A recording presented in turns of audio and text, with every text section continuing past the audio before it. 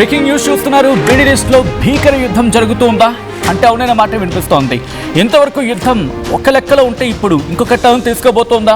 ప్రస్తుతం దీని గురించి మాట్లాడుకుంటున్న సందర్భం ఈ నేపథ్యంలోనే another బిగ్ బ్రేకింగ్ న్యూస్ చూస్తున్నారు. మిడిల్ ఈస్ట్ వార్ కి సంబంధించి మిడిల్ ఈస్ట్ లో భీకర యుద్ధం జరుగుతుంది. అమెరికా వర్సెస్ హూతీలుగా మారింది వ్యవహారం. రెడ్ సీలో మళ్ళీ హూతీల బీభత్సం అక్కడ జరిగింది. బాబెల్ మందేబ్లో కార్గో నౌకపై హౌతీల దాడి జరిగింది. టిహామా కార్గో షిప్ పై హూతీల మిసైల్స్ అటాక్ కి సంబంధించి మాట్లాడుకుంటున్నాం. ఈ ఘటనలో 6 మృతి చెందారు, 10 మందికి తీవ్ర గాయాలయ్యాయి. 6లో 3 పాకిస్తానీలుగా గుర్తించారు. నౌకలను లక్ష్యంగా చేసుకుని వరుస దాడులకు పాల్పడుతున్నారు హూతీలు. జూలైలో హూతీల దాడులతో 2 కమర్షియల్ నౌకలు బ్లాస్ట్ అయ్యాయి. గత దాడుల్లోనూ 4 నావికులు మృతి చెందారు. సౌదీ పోర్టులకు వెళ్లి ట్యాంకర్లపై దాడులకు సంబంధించి హెచ్చరికలు జారీ అవుతున్నాయి హూతీల నుంచి. హూతీల దాడికి ప్రతీకారంగా అమెరికా ప్రతి దాడులకు పాల్పడుతుంది. బాబెల్ మందేబ్ అక్కడ మిసైల్స్ డ్రోన్లను మోహరించిన సందర్భం. ఇరాన్కు వెళ్తున్న వెలానోవా నౌకపై అటాక్కి పాల్పడిన క్రమం. గల్ఫ్ ఆఫ్ ఒమన్లో అమెరికా మిసైల్ దాడులు జరుగుతూ ఉన్నాయి. హూతీల దాడిలో రెడ్ సీలో మళ్లీ భయాందోళన నెలకొన్నాయి. రెడ్ సీలో వాణిజ్య నౌకలపై పెరుగుతోంది ముప్పు. ప్రపంచ వాణిజ్యానికి కీలక జలమార్గం బాబెల్ మందేబ్. ఎందుకంత కీలకమైన మార్గం? ఏం జరిగే అవకాశం ఉంది ఇక్కడ జరిగే ప్రమాదంతో? ఏం జరగచ్చు? డీటెయిల్గా మాట్లాడుకుందాం. బట్ బిఫోర్ దట్ ఒక్కసారి ఆ దాడులకు సంబంధించిన విజువల్స్ చూద్దాం.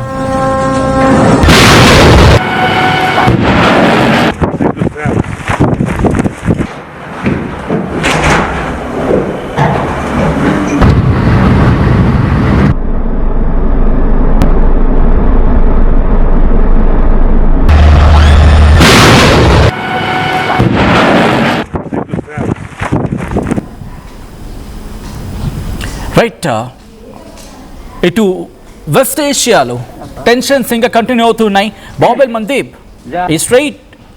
మందేబ్ స్ట్రైట్లోని నౌకలపై హూతీలు దాడులకు పాల్పడుతున్నారు. ఈ దాడిలో 3 నావికులు ప్రాణాలు కోల్పోయారని చెప్పి యెమెన్ చెప్పుకొచ్చింది.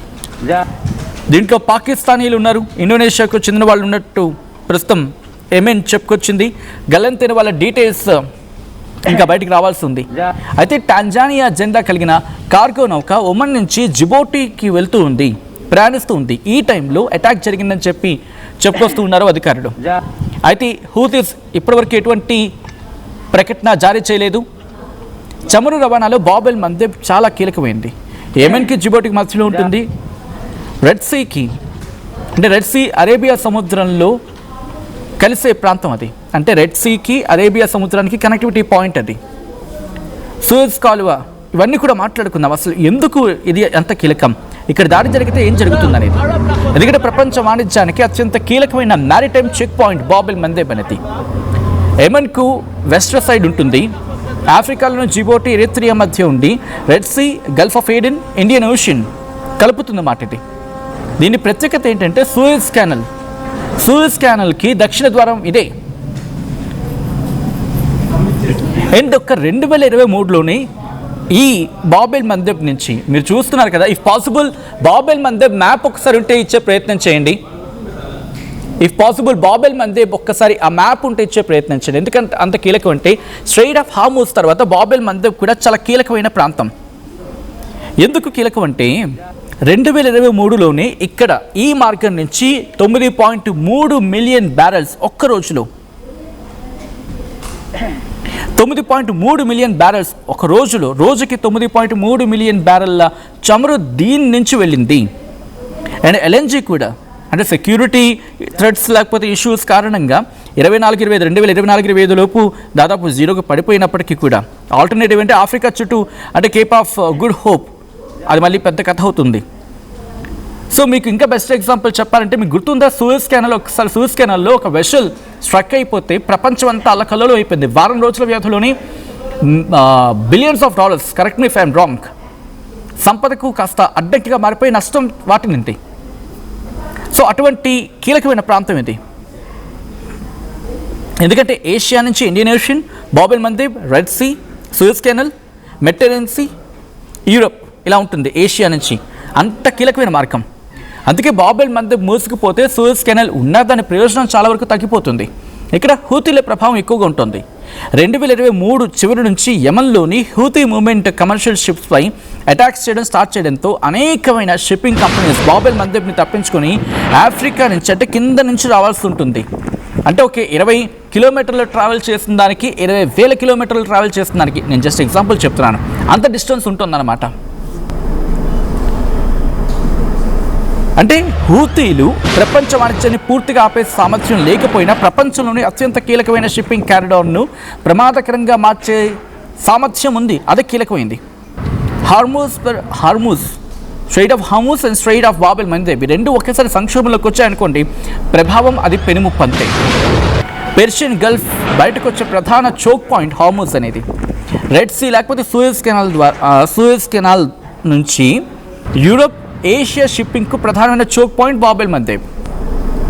సో 2026 ఆగస్టు 11 అంటే నిన్న బాబెల్ మందేబ్లోని హూతీ అటాక్, ఈజిప్షియన్ కార్గో షిప్పై దాడి, దీంట్లో 4 క్రూ మెంబర్స్ మరణించారని చెప్పి ఇంటర్నేషనల్ మీడియా కోట్ చేస్తుంది. ఒకసారి మీరు చూడొచ్చు, అదిగోండి మీకు సన్నగా చోక్ పాయింట్ కనిపిస్తుంది కదా, గల్ఫ్ ఆఫ్ ఏడెన్ అని చెప్పి. ఈ గల్ఫ్ ఆఫ్ ఏడెన్ నుంచి ఇటువైపు కనెక్ట్ చేస్తే ఇదంతా కూడా అరేబియా సముద్రం, మన హిందూ మహాసముద్రం ఏరియా అదంతా కూడా, అది రెడ్ సీ. సో ఇక్కడ ఉంటుంది ఆ చోక్ పాయింట్. అది దీని నుంచి కీలకమైన మార్గం స్ట్రైట్ ఆఫ్ హార్మూజ్ క్లోజ్ అయిపోతే ఒక ప్రమాదం అయితే, ఈ స్ట్రైట్ ఆఫ్ బాబెల్ మందేబ్ కూడా క్లోజ్ అయిపోతే కనుక ప్రమాదం ఇంకా తీవ్రంగా ఉంటుంది. ఫ్లైట్ ఛార్జెస్ పెరుగుతాయి, ఇన్సూరెన్స్ ఛార్జెస్ పెరుగుతాయి, ఫ్యూయల్ కన్సంప్షన్ పెరిగిపోతుంది, ఇంపోర్టెడ్ గూడ్స్ ధరలు పెరిగిపోతాయి. అండ్ మీరు చూస్తే అదిగోండి, మీరు ఇంకా క్లియర్గా చెప్పాలంటే అదిగో ఎమెన్ అక్కడే ఉంటుంది, ఇక్కడే ఉంటారు హూతీస్. ఆ హూతీస్ ఏం చేస్తారంటే అటాక్ పాల్పడుతుంటారు. సో ఈ మ్యాప్ని ఇంకా క్లియర్గా చెప్పాలంటే మీకు గల్ఫ్ ఆఫ్ ఏడెన్ నుంచి ఆ పీక్ మధ్యలో ఒక ఒక టైట్ పీక్ పాయింట్లో కనిపిస్తుంది కదా, చాలా సన్నటి రహదారి అనకూడదు ఎందుకంటే జలమార్గం కాబట్టి అది. సో గల్ఫ్ ఆఫ్ ఏడెన్ నుంచి ఆ నీటి మార్గం ద్వారా అలా పైకి వెళ్తే ఇక్కడ సూయజ్ కెనాల్ ఉంటుంది, యూరోప్ నుంచి కనెక్ట్ చేస్తుంది. సో ఒకవేళ కనుక ఇక్కడ ప్రమాదం తలెత్తితే యూరోప్కి ఏషియాకి హెల్దీ రిలేషన్స్ కాస్త డ్యామేజ్ అవ్వచ్చు. ఇన్ మీన్స్ ఆఫ్ ఛార్జెస్ పెరుగుతాయి, జలమార్గం క్లోజ్ అయిపోతుంది. ఇది షార్ట్ కట్ అండి. అంటే ఏం లేదు, నేను ఇంకా క్లియర్గా చెప్పాలంటే ఫర్ సపోజ్ ఇప్పుడు మన ముక్కు ఏదంటే ఇదిగోండి ఇలా చూపిస్తాం కదా, ఇలా చూపించడానికి చుట్టూ తిరిగి చూపించడానికి ఎంత డిఫరెన్స్ ఉంటుంది అంతే. సో చాలా దగ్గరగా వచ్చే పాయింట్ చోక్ పాయింట్ కింద మాట్లాడుతూ ఉంటారు. సో అటువంటి ఇక్కడ చోటు దాడి జరిగింది. ప్రస్తుతం ఇదే ప్రపంచాన్ని ఆందోళన కలిగిస్తూ ఉంది. ఎందుకంటే స్ట్రైట్ ఆఫ్ హార్మూజ్ ఆ ప్రమాదం నుంచి ఇంకా ప్రపంచం బయటపడలేదు పూర్తి స్థాయిలో, ఇంకా వణికిపోతూ ఉంది. అండ్ ఇప్పుడు ఈ ప్రమాదం, అందులో హూతీలు అటాక్కి పాల్పడుతున్నా అమెరికా కూడా తన బలగాలను అక్కడ మోహరించడం, ఒక టెన్షన్ సిచ్యువేషన్ అక్కడ బిల్డప్ అవ్వడం, ఇవన్నీ చూస్తుంటే అర్థమవుతుంది మనకి ఎందుకు 2026 ఫస్ట్ క్వార్టర్లో ప్రపంచ ఎనర్జీ సప్లైకి ఎంత కీలకమైన చోక్ పాయింట్ చెప్తున్నాను చూడండి. ఏకంగా 5.4 మిలియన్ బ్యారెల్ ఒక రోజుకి సరఫరా అయ్యింది. అందులో క్రూడ్ ప్లస్ కండెన్సేట్ అంటూ ఉంటాం కదా, అంటే మిడిల్ ఈస్ట్ ఆయిల్ ఫ్లోస్ గురించి మాట్లాడుకుంటే రోజుకి 3.2 million barrels petroleum products, diesel కావచ్చు, జెట్ ఫ్యూల్ కావచ్చు, లేకపోతే మిగిలిన రిఫైన్డ్ ప్రొడక్ట్స్ రోజుకి 2.2 మిలియన్ బ్యారెల్స్ ఈ చోక్ పాయింట్ నుంచి వస్తూ ఉన్నాయి. అండ్ ఎల్ఎన్జీ 2026 ఫస్ట్ క్వార్టర్లో 2.9 బిలియన్ క్యూబిక్ ఫీట్ రోజుకి. ఎల్ఎన్జీ ట్రేడ్కి ఇది కీలకమైన మార్గం. అండ్ సూయజ్ కెనాల్ నుంచి ప్రపంచ సీబాన్ ట్రేడ్ అంటూ ఉంటారు కదా, అరౌండ్ 10% ఉంటుంది. బాబెల్ మందేబ్ దెబ్బతింటే సూయజ్ రూట్ కూడా ఇంపాక్ట్ చూపిస్తుంది. సూయజ్ ద్వారా కంటైనర్ ట్రేడ్ జరుగుతుంటుంది, 22%. ఇది ఏషియా యూరోప్ కంటైనర్ ట్రేడ్కు చాలా కీలకమైన ప్రదేశం ఇది. అండ్ 2023లో సూయిజ్ నుంచి కంటైనర్ ట్రేడ్ 22% అంటే అర్థం చేసుకోవచ్చు రెడ్ సీ రూట్కు ఉన్న జనరల్ ఇంపార్టెన్స్.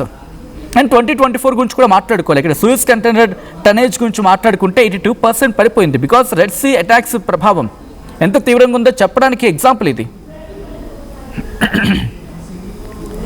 దీంతోపాటు కొన్ని డేటా ప్రకారం బాబెల్ మందేబ్లో ఆయిల్ ఫ్లోస్ 2025 ఫస్ట్ క్వార్టర్లో 3.7 మిలియన్ బ్యారెల్స్ పర్ డే ఉంటే 2026కి 2026 ఫస్ట్ క్వార్టర్లో గుర్తుపెట్టుకోండి 5.4 మిలియన్ బ్యారెళ్లు రోజుకి పెరిగిందంటే అర్థం చేసుకోవచ్చు. ప్రస్తుతం ఈ మార్గం ద్వారా రోజుకి 540 కోట్ల లీటర్లకు పైగా ఆయిల్ ఈక్వివాలెంట్ వాల్యూమ్ కదులుతోంది అనేది. Asia, Indian Ocean, Bab and Mandeb, red sea, Suez, Mediterranean, Europe, ఇది కనెక్టివిటీని మాట్లాడుకుంటే అంటే ప్రపంచంలో అత్యంత ముఖ్యమైన ఏషియా యూరోప్ మ్యారిటైమ్ కారిడార్లో ఇది ఒకటి. ఇంకొన్ని డేటా ప్రకారం చూసుకుంటే జనరల్ సిచ్యువేషన్స్లో సూయజ్ కెనాల్ ప్రపంచ సీబాన్ ట్రేడ్లో సుమారు 10% ఉంటే కంటైనరైజ్ అంటూ ఉంటారు కదా, ఆ ట్రేడ్లో 22% జరుపుతూ ఉంటుంది. హౌతీలు అటాక్ జరిగినప్పుడు హౌతీలు దాడి జరిగినప్పుడు ఏం జరిగిందంటే, ఇది ఒక ప్రాక్టికల్ ఎగ్జాంపుల్లో మాట్లాడుకోవాలంటే ఒకసారి 2023 చివరిలో రెడ్ సీ అటాక్ గురించి మాట్లాడుకుంటే షిప్పింగ్ కంపెనీస్ అంటే సూయజ్, బాబ్ అండ్ మందేబ్ని అవాయిడ్ చేసేసాయి. ఏం జరిగింది, ఆఫ్రికా చుట్టూ అంటే కేప్ ఆఫ్ గుడ్ హోప్ అని ఉంటుంది, బోటమ్ ఆఫ్రికా బోటంలో మీరు చూస్తే కనుక అక్కడ ఉంటుంది కేప్ ఆఫ్ గుడ్ హోప్ అని చెప్పి. దీంతో ప్రయాణ దూరం పెరిగిపోయింది, fuel charges, crew, insurance, freight cost అన్నీ పెరిగిపోయాయి. 2024 ఫిబ్రవరి మధ్యాహ్న మిడిల్ ఆఫ్ ఫిబ్రవరి 2024 అప్పటికి 586 కంటైనర్ షిప్స్ సూయజ్ రూట్ని వదిలేసి రీరూట్ అవ్వాల్సి వచ్చింది. సూయజ్ మీదుగా వెళ్ళిన కంటైనర్స్ టనేజ్ 82% తగ్గిందనేది కొన్ని గణాంకాలు చెప్తూ ఉన్నాయి. ఐ థింక్ UNCTAD చెప్తున్న గణాంకాలు ఇవి. ప్రస్తుతం 2027 ఆగస్టు నాటికి సెక్యూరిటీ కావచ్చు, సేఫ్టీ కావచ్చు మరి క్షీణించిపోయింది. రోజుకి ఒక్క నౌక మాత్రమే వెళ్తూ ఉంది అంటే అర్థం చేసుకోవచ్చు. సో ప్రస్తుతం ఇది ఎంత కీలకమనేది. సో మీరే మాట్లాడి మీరు చెప్పే ప్రయత్నం చేయండి. ఈ యుద్ధం ఎటువంటి ప్రభావానికి దారితీసే అవకాశం ఉందని చెప్పి మీరు అనుకుంటూ ఉన్నారు? ఈ యుద్ధంలో ఎవరు గెలిచే అవకాశం ఉంది, ఎవరు ఓడిపోయే అవకాశం ఉంది, ఆ ప్రభావం ఏ మేరకు ఉండొచ్చు? ఈ కథను మీరు కాస్త కలవరపరచొచ్చు. దీనికి సంబంధించి తగిన జాగ్రత్తలు తీసుకోవాలని ఆర్టీవీ సూచించడం జరుగుతుంది. This is distressing content, video description is highly advise. ఒకసారి మీ అభిప్రాయం ఏంటనేది కామెంట్ చేసే ప్రయత్నం చేయండి.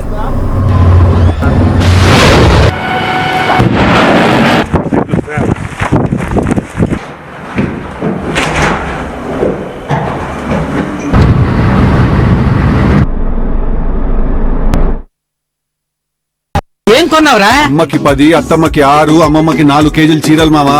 అబ్బో, ఇక్కడ కేజీ చీరలు కొంటే అర కేజీ చీరలు ఫ్రీ అంట. Churidar, men's wear, kids wear 1+1, 2+1 మస్తు ఆఫర్లు ఉన్నాయి. మరి ఇంకా మాంగళ్య ఆషాఢం కేజీ సేల్ అంటే తెలుసు కదా. మాంగళ్య షాపింగ్ మాల్ కేజీల్లో సేల్, టన్నుల్లో ఆనందం.